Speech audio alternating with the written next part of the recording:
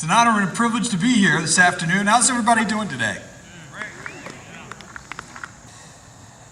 We're dealing with a very serious issue now with Obamacare, and I continue to be frustrated watching politicians stumble around, and I say this particularly of Republicans, who seem to be so afraid of their own shadows. Obviously, I have a witness up there. They're afraid of their own shadows. What's the figure? A new national poll on the number of people who are against Obamacare, 57%. How much more backing and support do you possibly need to take a stand for what's right? Amen. But one of our things that we lack right now in the nation's capital and frankly across the board, in our states and in our cities, we have a vacuum of leadership. There's a vacuum of leadership. That's got to be filled. It's got to be filled. I get frustrated when I hear a senator from our state make the comment about defunding Obamacare that that's the stupidest idea he's ever heard. That's inexcusable. I know there are different methods and different approaches that well-meaning people might want to take to dealing with the Obamacare issue, but if someone's going to demean a particular idea, I want to hear yours. I want to hear yours. How are you going to get rid of this unconstitutional program that's killing jobs and will kill our healthcare system? What is your plan? And I want you, every single one of you, when you have the opportunity to engage your member of Congress, you need to ask them, if you don't support defunding Obamacare, what is your plan? Because if you don't have one, please do us a favor, go home.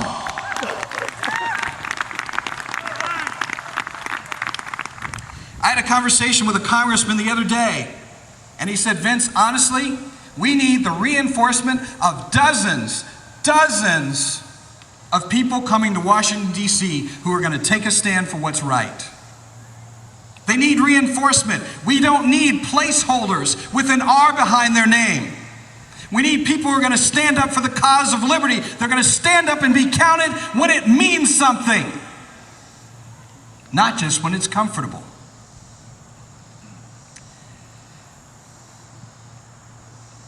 This issue is very important. And too often, what people do is they take a stand for something only when it's convenient and only when there's a guarantee. I ask you, those signers of the Declaration of Independence, can you tell me this afternoon what kind of guarantees they had? What were their guarantees? There were none. I call so many of these leaders Eeyore Republicans. These are people who don't have a plan for fighting anything. In fact, they are preoccupied with one thing, and that's fear. It's fear of the media. It's fear of the other Republicans. Fear of what the president might say about me. Who cares? Because if we're not going to take a stand for what's right, there's no point. There really is no point. I so appreciate Greg Brandon. I've had an opportunity to hear him several times. And on this issue of Obamacare, just a few days ago, I think it was up in Winston-Salem, he was talking about this very point of getting rid of Obamacare. And the question was asked, well, what do we put in its place? Greg Brandon had a very simple answer. Nothing. Nothing. The government has no business in healthcare. Zero.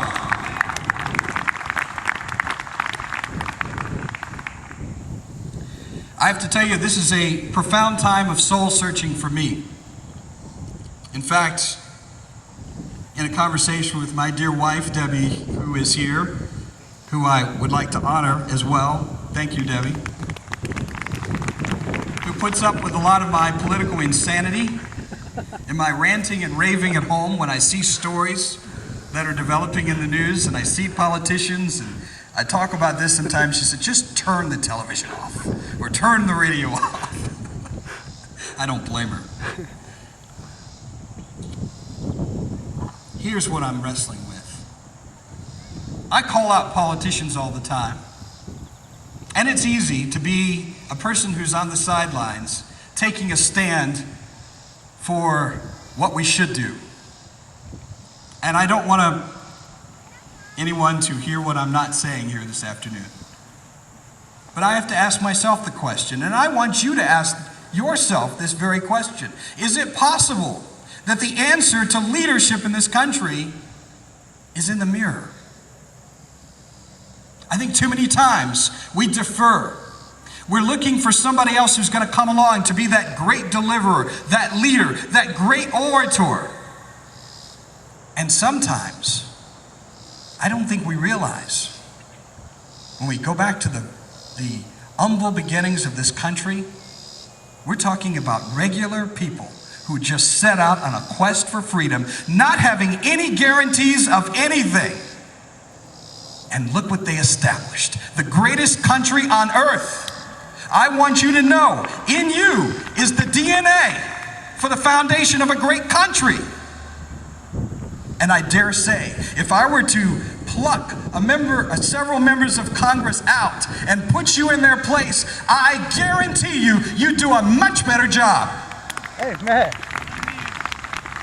You see, too many people have been convinced that you have to be special to be in political office. You have to be extra smart. You have to have extra degrees. You have to come from Ivy League schools. I ask you today, what has that provided for us? Look at our succession of presidents, the Ivy League schools they've come from. Can you tell me that they've advanced the cause of liberty? They have not. I ask this question all the time about Benghazi, that terrible night, September 11th, 2012, when 4 Americans were left to die. We've got people still injured, still recovering, that members of Congress cannot even get access to. It's an abomination is what it is. It's an abomination. And here's the question that I ask regular Americans all the time. What do you think would happen if we plucked people from the chain of command on that fateful night? We plucked them out and we put you in their place. Do you think there would be a different outcome on the night of September 11th, 2012? You darn well better believe it. I do not believe anybody here would leave 4 Americans to die. Nobody would. Because that's not what we do as human beings. Forget Democrat, forget Republican, forget Libertarian, forget any label. Human beings do not leave other human beings to die. We don't do that.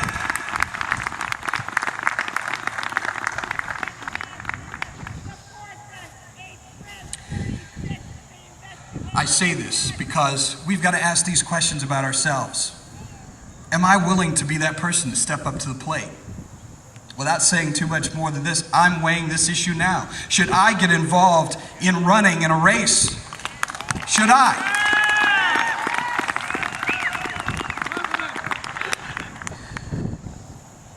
When I've been asked that question before, I always tell people that you're going to have to appeal to a much higher authority than me.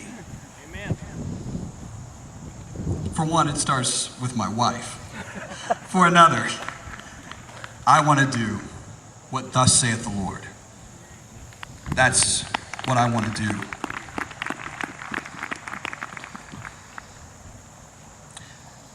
I want to say just 2 things before I go. One of them relates to what I am calling for from all of you.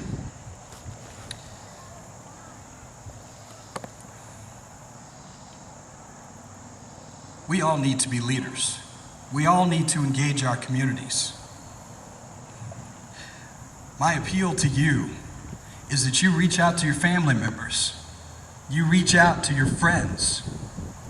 You talk to your neighbors. You know, let me give you an example of something I would strongly encourage you to do that'll be very simple. Because a lot of times, again, I think a lot of us feel insecure when we feel like, you know, I can't really do anything, I don't speak very well. You want to do something powerful?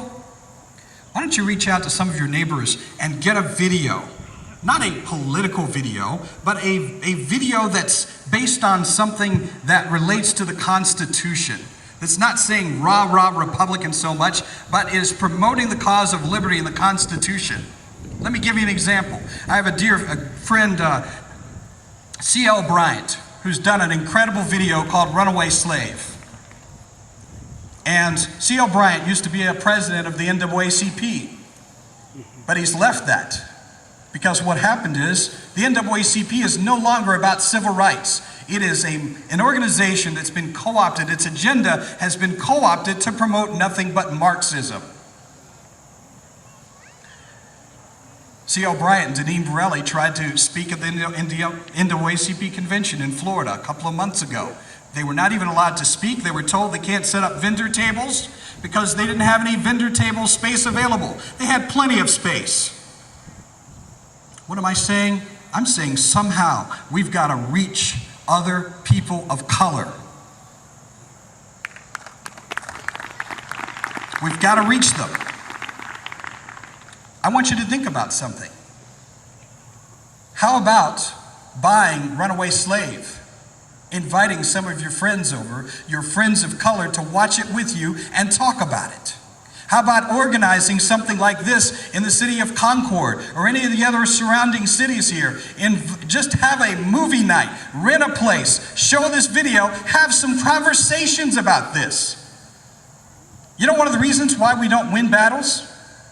Because a lot of times we don't fight.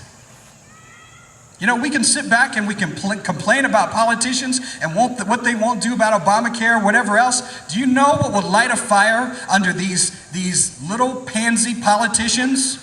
You know what will light a fire under them? An electorate that's informed. An electorate that's informed, that's going to say, give me my liberty or give me death. When they figure this out, they will run the politicians out. But I want to tell you, you have a special role in that. If you can do something daring like that, or it might be the movie 2016, invite some people over to watch it with you, talk about it.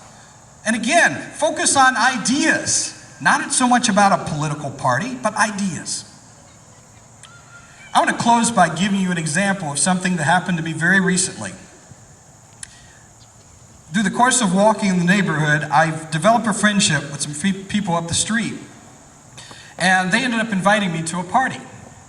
And it's always dangerous when the subject of politics comes up. Little did they know what they were getting into. My friend's dad is very deep Democrat, you know, from New Jersey. So you can imagine. We had a very interesting conversation. It was a fiery conversation.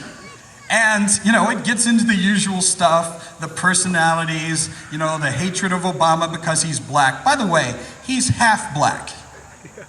And not only that, let me just interject something about this whole voter ID law thing. Do you know that a majority of black Americans favor voter ID? Did you know that? This is part of the problem. And I said this to a state representative the other day. One of the big problems, and I applaud everything the state legislature has done, but I'll tell you what, you better get out there and explain the community what you're doing and why. Because if you're waiting for the mainstream news media to do that for you, they will distort everything you've done. And this is all about politics. Voter ID is not about a concern about not allowing blacks and others to vote. That's not what that's about. It's about scaring people and getting them to think that you're going to disenfranchise voters. This is a campaign issue. But you can make a difference in that.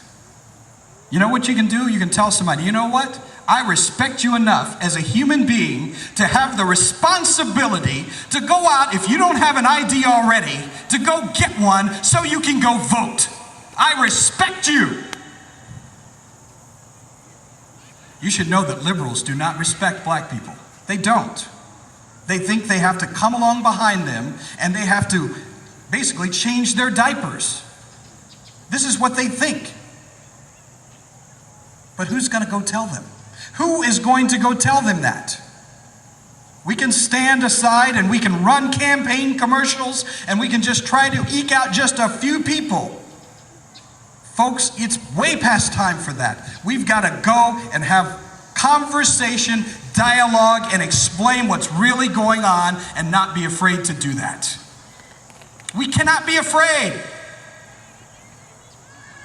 That first conversation with the guy at the party ended kind of awkwardly. In fact, one of the people there said, "Hey, no political talk, no political talk." I want you to know what happened last Saturday. Last Saturday, somebody asked me, "Well, tell me about your radio show."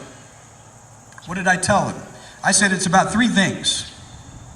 Under the general category of freedom, political freedom, economic freedom, spiritual freedom. That's what this show is about. And I started to go into talking about building community, building relationship, reestablishing what's real in communities all over this country that does not involve the federal government. I had 5 people deeply engaged in this conversation. They all agreed with me.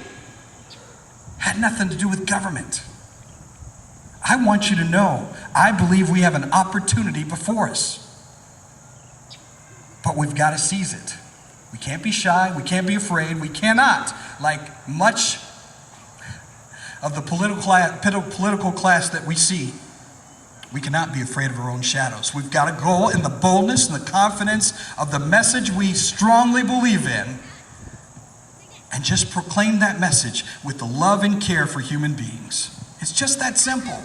And I believe more people than we realize will be receptive to the message of liberty. Because I'm telling you folks, there's suffering out there. There's economic suffering. There's uncertainty. I think there's a message of liberty that will resonate with people. When freedom is on the ballot, I believe it will win. But it has to be carried by people who are full of conviction and full of love. And it has to be backed up by a community of love so that when people hear these ideas presented, they know they're not hearing it from racists or homophobes or whatever else they want to describe it as. They're hearing it from people who have a deep love for their country and a deep love for them and a passion to see the best for everybody. Are you up to that challenge?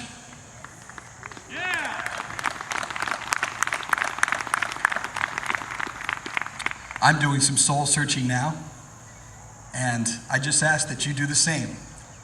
As Greg has shared, and I know he's shared this in a number of the appearances that he's done, that we all have to come to that place where we ask ourselves, what are we going to do with our lives, with our fortunes, with our sacred honor?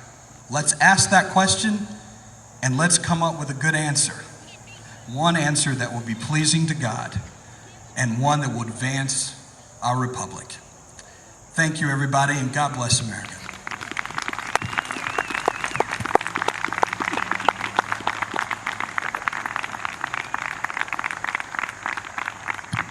Thank you, Vince. Wasn't that awesome?